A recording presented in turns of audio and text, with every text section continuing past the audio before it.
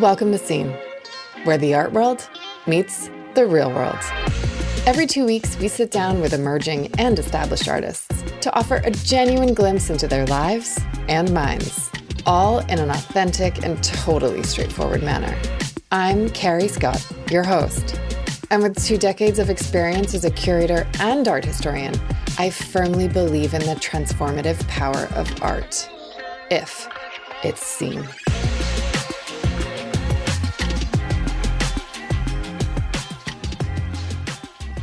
I've known Rashid Johnson for almost 20 years. We did a show together when we were babies. So sitting down with him after all this time, it's not easy. You'll see what I mean when the tape starts to roll. When you know someone so well, it's hard to do the whole professional interview thing. But what I so loved about this particular conversation is what dawned on me as I sat with him. And maybe this seems fairly obvious, but it's the evolution in Rashid's work, or project as he calls it, that's mind-blowing. He's always centered what he does on his identity as a Black man. Always has asked us to think about race, belonging, the human condition, and challenges his viewers to confront uncomfortable truths and engage in critical dialogue. But the evolution of his work is what makes it noteworthy and deserving of the canon. Rashid has moved from self or direct representation in his photography, which I do still love, to these more abstracted realities and emotions. The work has become so much more universal as a result. But what I really love about it is that the work has grown with him through anxiety and fatherhood and husbanding, and even his great success. And as a result, it's always of this moment. It's not nostalgic. It's so very present. And that's likely what's made him so successful. And you see this in his most recent painting. There's an undoing in this latest series, a corporeality, skeletons exposed, raw, open. They feel so of this time, and they brought me to my knees. I'm sure they'll resonate with you too. This makes you nervous. What's that? Do you like doing these? No, but it's not my first rodeo. It's not your first rodeo. How many of these do you think you've done? How many interviews do you think you've done? Upwards of 100, I imagine. Maybe more. That's a lot of interviews. Is there any one question? I mean, I've interviewed you before. Is there any one question that you wish people asked you? That's an interesting question in its own. I guess the one question I feel is rarely asked of me, but also rarely asked of male artists, is how fatherhood has impacted me and my work. And so I always wonder that, because I see interviews of women artists and of my wife, Sherry Ovsepian, and I always see this kind of pivot at some point to how parenthood affected their project, or how the decision to become a parent kind of impacted their thinking, et cetera. And I always wonder, well, I know why, because of sexism. But, I always imagine, because it has been so instrumental in my development as an artist and my growth as a human being, I'm like, that's a question that I think should be asked more often of men. Of men. Yeah. Okay, we could do that. Do you know about the term matrescence? Do you know this term? I don't. Okay. So there's a woman, Lucy someone, she wrote a book all about this, the way that women, or society, right? We look at these phases that women go through: adolescence, menopause. We skip the whole thing that happens in the middle to most women, right? Having kids, and how fundamentally that changes you. And I was talking to an artist about this about 2 weeks ago, because I think you're right. Parenthood generally fundamentally changes the course of people's lives. But we focus on women because I think we need to a little bit. Yeah, and we, to be fair, and I've recognized this, the process of carrying a child and the actual kind of conditions in terms of how it evolves you physically is something that I think deserves attention and is a valuable space to kind of discuss, human development. I think the psychological kind of changes that happen as a result of parenthood, parenthood and obviously kind of delivery and child rearing are all kind of different positions. And so, but they're all complicated and all interesting. There's something happening more recently in my thinking, which is this space that I think of as liminal space, and liminality is really at the center of so much of my work and so much of my thinking. This kind of transitional spaces or spaces in between. But I've been thinking a lot about being in a position where I am a father to a young boy, but my father is alive, and so I am also the son to another man, and that liminal space, that kind of two-ness, the space of being kind of responsible for guiding or helping guide someone through the world, and still being simultaneously guided by someone else. That is such an interesting and complicated space, and it's a space that I'm really grateful to be able to be in, because I do have my father in my life playing the role that he has played, and ideally, will continue to be able to play. But I also, I'm excited by the kind of complexity of that kind of liminal condition. But how do you think or has it, like having Julius, 12 years ago, has it actually changed your work?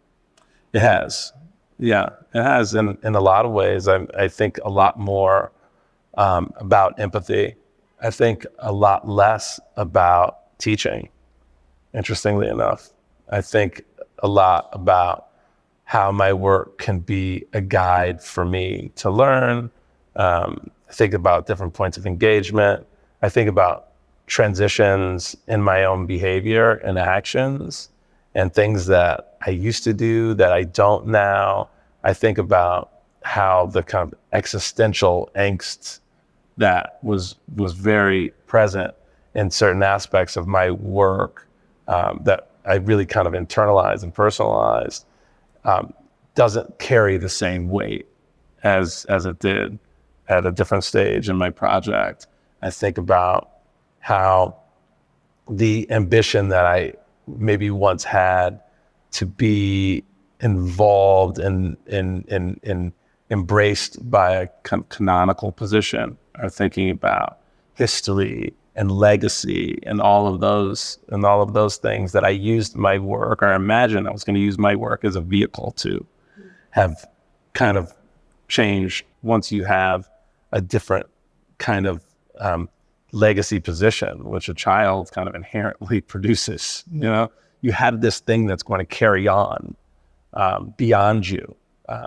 Early on, before I had my son, the children that I had were my works, right? And so, those were going to be the thing that carried on my voice, that carried on my thinking.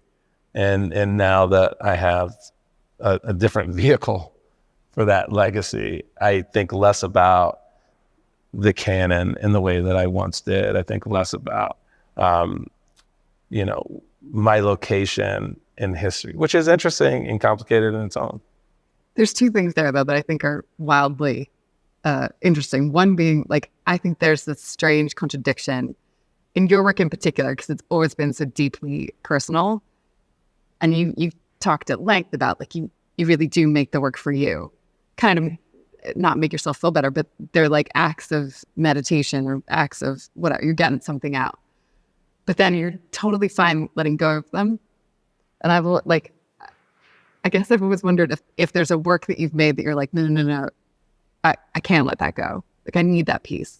That's just for me. Or are you completely fine with letting them belong to someone else, right? Someone else to buy it and have it, and it becomes theirs. That's hard because in some ways I wish I could answer this differently than I probably will. In that, yeah, I have a real passion towards the things that I've made, and I love them. I really do. Like, I have a sincere love for them. But that said, I am fine more often than not to let them go. In some ways, and I use this term really specifically, and I know it's kind of almost a dangerous employment of it, is that sometimes the fruits of my labor as an artist, I think of almost as the detritus of that labor, as the leftover of the thing that is left over from that active meditation, from that kind of condition of kind of rigorously unpacking and exploring a theme or a concept. The actual output, the actual object, as much as I kind of love that object and cherish that object and appreciate that object exists, I also am entirely happy knowing that it exists, more so than needing to maintain ownership of that thing. The act of having made it and knowing it in the way that I do, with the level of intimacy that I have with that thing, doesn't necessarily make me feel like I need to own it in perpetuity, right? Mm-hmm. I've owned it already, which is amazing, and I will always have it with me. I mean, it really goes into imagining how gratitude functions, right? Like, I'm grateful to have arms and eyes, and a brain to think, and to be able to then produce something with all of those tools. And that is kind of enough. I think the other weird sort of space you sent me off into was then thinking about, as an artist, you're kind of one of the rare breed that has to think about the monetary value of your work when you die, which, if you've done all the right things, it will increase. But that's like such a weird anomaly, right? Most people die and that doesn't happen. So going back to the fatherhood thing, while you're making it the moment, do you have that in the back of your head? Like, what happens to the sort of estate and the work long past you? To be fair, I don't. No, I don't. I think that I've been thoughtful about trying to create opportunities for myself and build resources, and be, conscious of my time here and work effectively with, a team of folks who have been really thoughtful around trying to create or recognize the value in my project. And so, I really am a one day at a time kind of person. I don't have a calendar, for instance. And I know it sounds absurd. And I'm obviously like in a position of privilege to be able to even say that. But one of the reasons that I don't is that I really only want to think about the space that I'm currently occupying, like that day. Like, I want to know what's going to happen that day. I want to be active in that day. And then the next day, I'm like, what's going to happen? Like, I'd like to be surprised. And if I were to put myself in a position where I was like really looking ahead, and it's a thing I've seen some artists really attempt to do and struggle with it and be handicapped by it. And so kind of seeing other artists putting themselves in that condition, like, I kind of pivoted to this strategy where it's like, really just take it a day at a time and don't look too far ahead and be really present.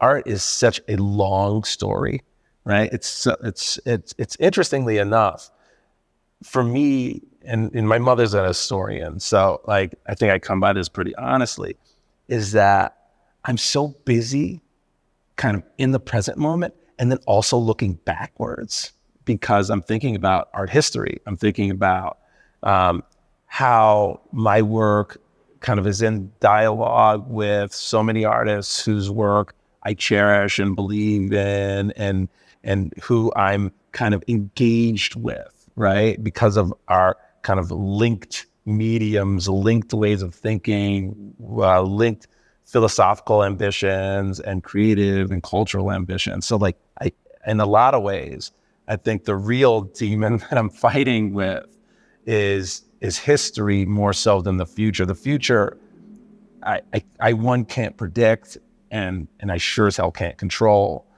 So this, the real kind of position that I find myself in as far as kind of imagining kind of the trauma of how timelines function is with history more so than the future. Do you spend time? I mean, no, I have spent some time thinking about the evolution of your work. And, you know, I think it's a remarkable arc that you've taken, one that's shifted from, and I'm sad about this because I love photography, but one that you abandoned photography completely. And I want to talk about that, but I want to talk sort of a bigger picture about this, like, you've gone from making works that were so overtly, obviously about your masculinity, about your race, about your identity. And I'm thinking obviously like your self-portrait, right? Where everything's out for everyone to see. Yeah. To works that they're much more subtle, but the more time you spend with them, the harder they hit. Why? Like, why sort of walk away from a much more overt medium to maybe some of the more subtleties that you have now in the work? I think all in all, it's just about growth. And I think it's about evolution. And I think it's about, in a lot of ways, building a body of work, a series of symbols, kind of a plethora of concepts and having access to, an archive of things that you've developed over time, kind of then creates an opportunity for you to reflect not only on the things that came before you, right? These kind of historical notes, but also the things that you have made before. And I think that becomes really central in a lot of artists' work, is these opportunities for self-reflection and for self-reference. And then you develop over time, a series of experiences that are yours, that allow you to think about interiority in a way that, when you're a younger artist, you just don't have as much space for, because your interior dialogue is limited by the amount of years that you spent on the earth to build the experiences that allow you the opportunity for reflection. And so I think it's really just been a natural evolution. And I think, earlier on in my project, it was really prescient and important that my work functioned as an introduction to me, right? And to the things that I thought were important. And, in that grouping of things, there are several things that you touched on, which is how, not race as a concept, but in some ways, my understanding of my kind of location in that conversation. Not gender and masculinity as a concept, but my, again, understanding of how I imagine that I can participate in a dialogue around those issues.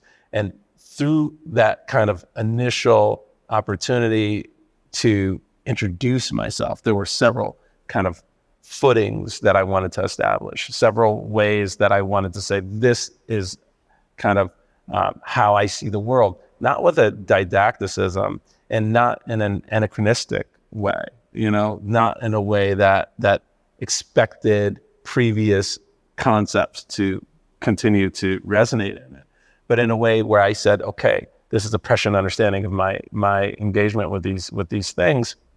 As my work has evolved, it's given me more space to become even more autonomous in those introductions, and even more nuanced in that unpacking of my thinking, because I have established a framework, a language, our set of symbols, our set of ideas that are obviously, valued in the practice.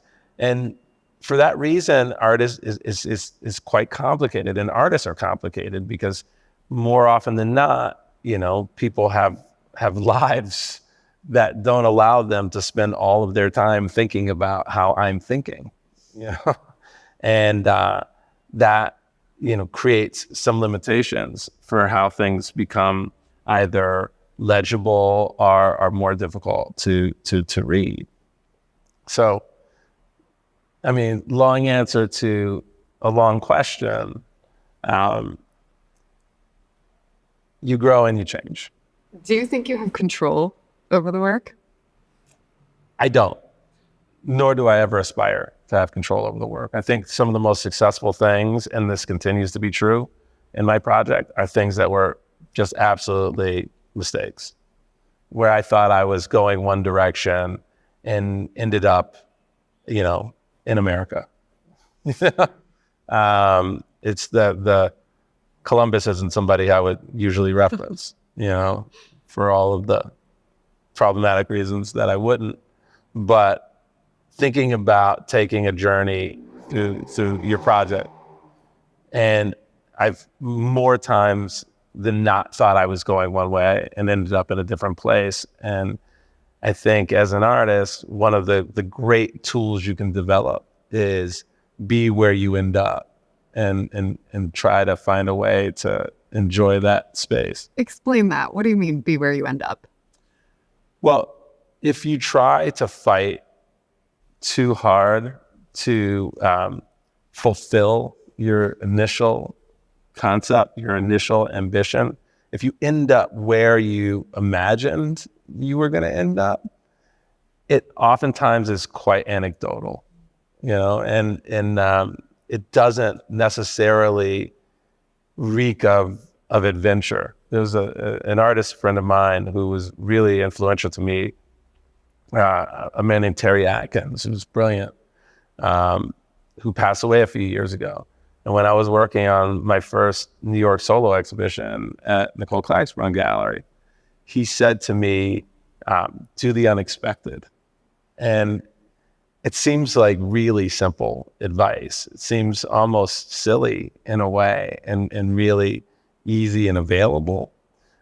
But because he was such a bright and amazing guy, I took it really seriously. I did not know exactly what he meant by it. And over the years, I think I've come to understand that you have to challenge yourself to push your project and your ideas into places that may not necessarily feel comfortable and warm and easy and accessible.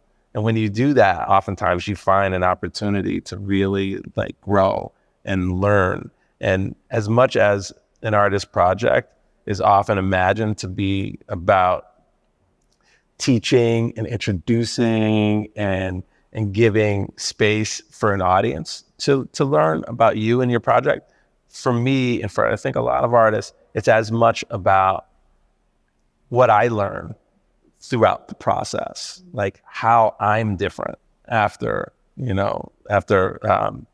I continue to push and bully and evolve the work. So, yeah. I'm curious about that word bully the work. You think you're forcing it into places or asking it to go places it doesn't want to be?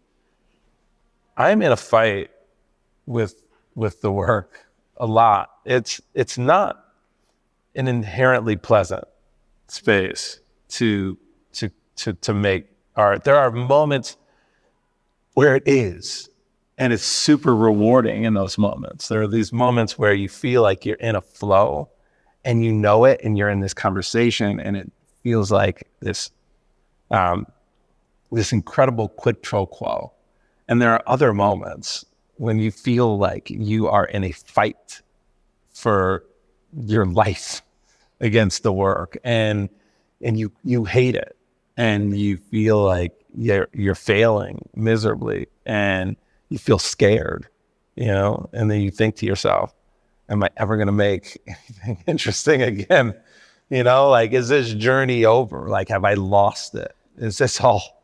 And at that point, it's a fight or flight scenario, and you have to kind of, bully it. You have to push it. You have to fight it, because running away, probably isn't going to help you come to a solution. This feels like self-help talk for me. Yeah, it's I'm in this phase of like, all right, we're going to just do something that's completely out of my comfort zone. Yeah, I think that's where, decision making is at the heart of the creative condition, right? It's not so much what happens. It's kind of like how you decided to get there, which has always been the most interesting thing for me. There's this quote I love, and it's very familiar. So this is not something out of left field. This is not a Deleuze and Guattari reference. This is not deconstructed, but it's brilliant, and it's by Maya Angelou, and she says, "People will never remember what you said to them. They will never remember what you did to them, but they'll always remember how you made them feel." Mm-hmm. And I think about this almost every day in so many different ways. In my relationship with friends and family, I think about this. In my relationship with my work, I think about this. I think, well, how does this make me feel, right? Like, how does this object, this detritus, resonate with me after I leave the room, right? Which is, again, an allusion to the reason that I'm able to kind of let these things go, because all I need is to remember how they made me feel. There's another, this is a super, sophomoric question in lots of ways. And it goes back to some college class that I took 20 million years ago. But I often look at work and think about Plato. I think about his the parable. Yeah, being stuck in a cave and everything is an imitation of an imitation, and nothing is as good as real life. And I mean, I've spent a lifetime arguing and thinking that that's not true. That actually that is real. That's a real thing. That's not an imitation of something else. Do you agree with that? Do you think that's real? That's an interesting philosophical position to have to unpack. Yes, I mean, short answer. I believe that it is real. I think the way that we come to that reality is through a series of mediators and mediums, right? It's real because there was labor put into it. It's real because there are thoughts put into it. It's real because there was love put into it, and emotion and empathy. And it weighs 500 pounds. That is another factor. The material of it is real. This work and my work as a whole never intends to kind of create illusion. I'm interested in gesture, and I'm interested in how gesture and mark making and the kind of physical interaction between a practitioner and a surface begins to illustrate, the way that person kind of interacts with the world. I've been thinking a lot about abstraction in that sense, and that abstraction is not wholly a series of marks or gestures It doesn't belong exclusively to visual art. I mean, of course, it belongs to music and sound. If you think about, the work of Ornette Coleman, or the Art Ensemble Chicago, or Charlie Parker, or Charles Mingus, like improvisation and abstraction becomes part of that condition. If you think about just kind of human action, like a laugh feels to me like a representation of something abstract, or applause feels like something abstract, or yawning feels like something abstract. Like a gesture or a function that comes from a human being that doesn't have an easily legible, easily marked, easily digestible understanding is all kind of part and parcel with this concept of abstraction. So, the reason that, I make the work that I make is oftentimes married to these ideas of imagining how, the human condition kind of creates forms, which then kind of create a sense of reality. Who do you think you would have been if you weren't this version of you? Like if you hadn't become a successful artist with a giant studio? Yeah. I don't exactly have an answer to that. Did you always know you were going to be an artist? No. Do you remember the moment when you were like, oh, okay, now I'm an artist? I'm still trying to figure it out. But I was in college. I was actually, interestingly enough, I was late in high school, and I picked up a camera. I was always drawing and painting. I was not kind of embraced by my art teachers. I remember kind of not necessarily. I wasn't that kid who the art teachers loved. They weren't like, oh my God, what a talented young man, like, let's spend extra time with you. I remember kind of just like sitting in the back of the room, kind of like sketching and scrawling. And my mark making was always crude and a little, just a little bit nasty, but it's kind of how I wanted to mark. And it wasn't lyrical. Like, my project just wasn't lyrical. And because of that, they just didn't embrace me, But I remember picking up a camera at one point, and I was making these photographs of clouds. And I could have photographed anything, I took the cameras, my father's Canon AE1. And I thought to myself, what do I want to photograph? And I looked at my family, I looked at my friends, I looked at the landscape, I looked at everything. I said, I don't want to photograph any of these things. I wanted to photograph these clouds, because I was interested just in the fact that they kind of gave you some information, but at the same time, it felt abstract. This is previous to me being aware of Stieglitz equivalents or anything of the like. And I remember thinking at that moment, I remember having this like slight revelation.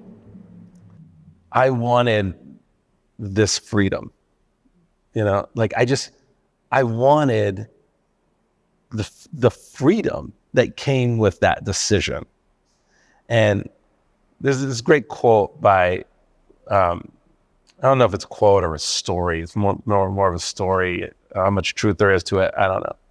As Willem de Kooning goes to the opening of the painter Philip Guston, and this is after Philip Guston had made this transition from being an abstract painter to a form of representation that he pivots to, which includes, the kind of clan paintings, etc. And he goes to one of those later shows, and Guston had been apparently abandoned by so many of his friends because they were so committed to abstraction. They were infuriated that he had transitioned back into some form of representation. And de Kooning says to Philip Guston, the subject of your work is freedom. And whenever I hear that, it makes me smile, because all I wanted was some form of freedom. Like, that's the only thing that I knew.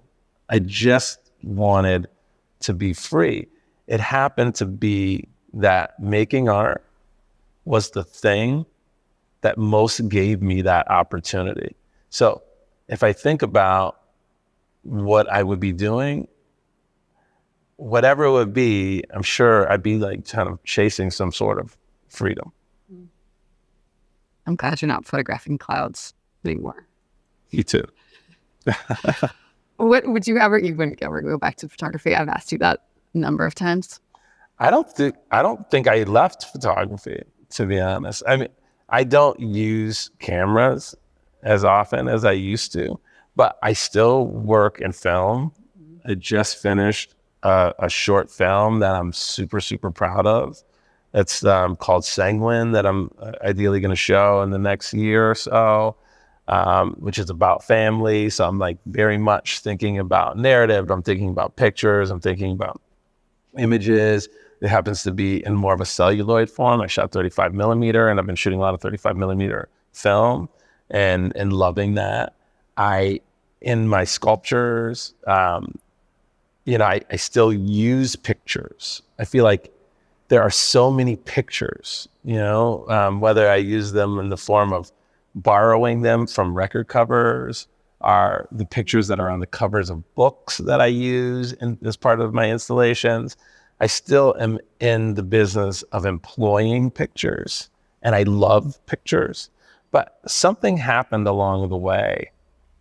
I don't know if it was the iPhone or what, but something happened along the way where it just felt like there was this plethora of images, and that I didn't have to make them anymore, that I could kind of just maybe take them because they existed. And I guess, obviously that's a reference in some ways to so much of what happens with the picture generation in the 90s, and so many folks who were able to kind of borrow images, as well as, the work of people like Romare Bearden and collagists who then, are appropriating and taking pictures from the world and then employing them again.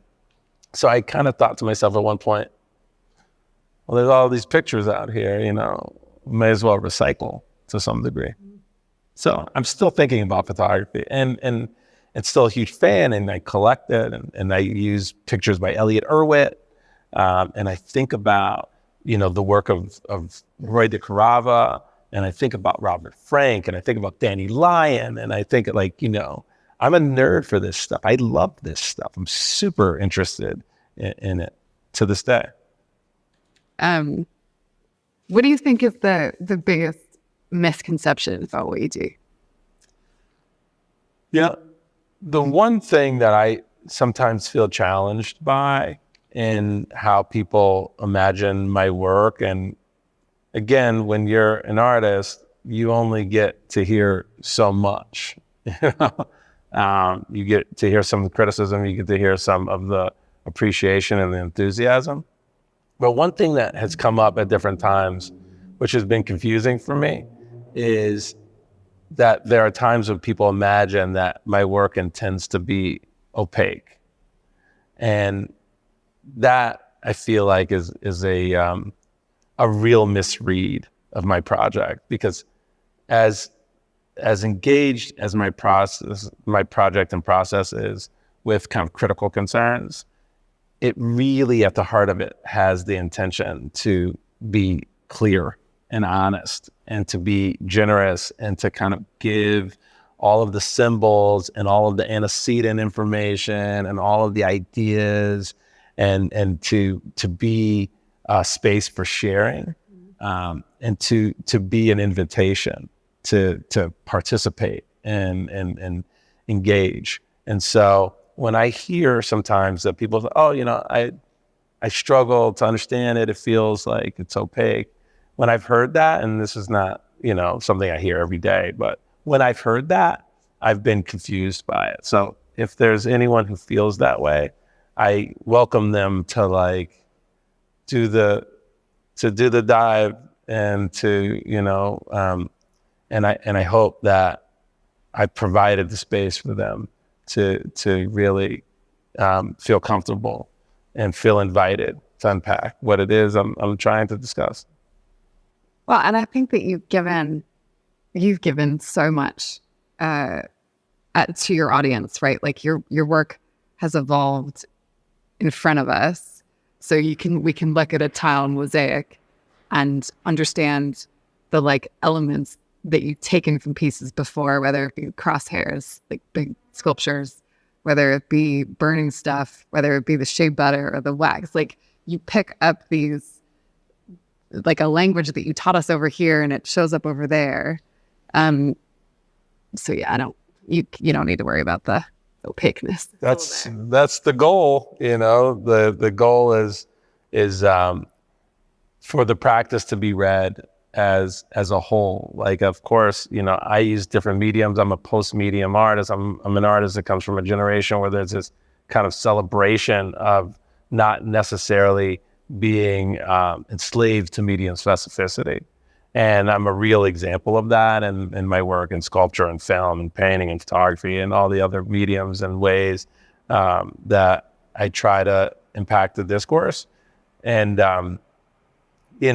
that's all in service to the idea that this project is singular in its ambition, and that ambition is to be a space for communication, a space for dialogue, and in a lot of ways, a space for unpacking, this kind of interior, existential, critical, kind of wild and dangerous,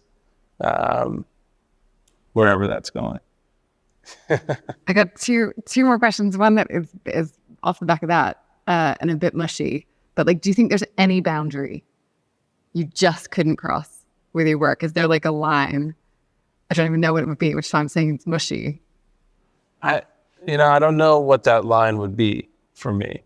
I think that one of the things I always aspire to is real honesty. So if I was in a position where it felt that to be honest and to be present, that I had to say something uncomfortable or something that I didn't want to say, I think that it would be disingenuous in the way that I've structured my project for me not to kind of explore that. So I'm not sure that I know what that line is. I know that there are things that I don't currently discuss, but they aren't prescient to my thinking in a way that I feel I need to. But if they became that, then I would likely pursue it. Okay, and then an easy one. If you could buy any artwork, living, dead, any artist, who would you buy and why? That is an incredibly difficult question to answer because, again, I don't have, a medium-specific process, and I don't think about it that way. There are so many things that I would love to own, whether, they'd be works by heroes of mine like David Hammons, who I am lucky to own a work by, or, the painter Philip Guston, or the painter Franz Klein, or the photographer Roddy Garaba, or any number of folks. But I will give you an answer because I think you deserve that. A few years ago, I was lucky to be in Madrid and have the experience to see Goya's work in the I think the black paintings and the strange dark room at the Prado where those paintings are housed. And there were two paintings in particular that really, really captured my interest. One is a very famous picture that I believe he titles Saturn Devouring His Children. And the second is two boys beating each other to death with clubs. They're incredibly dark, incredibly complicated pictures and stories around how and what human beings are capable of. But I would likely, given an option to own any picture, I would consider one of those two. Heavy. It is. And almost brings it all the way back around to fatherhood, which I think I'm mad at you for opening with that because, right, like that's such a hot topic for me. Yeah. I'm kind of glad you started there, finished there. Kind of. Thank you. Yeah, you're very welcome. See you next time. See you next time. Thanks for listening to this episode of the Scene Podcast. If you liked what you heard, I'd love it if you subscribe wherever you get your podcasts. And if you want to connect with us between episodes, follow us on Instagram at WatchSceneArt.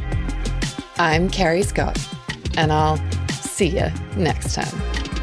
Get it?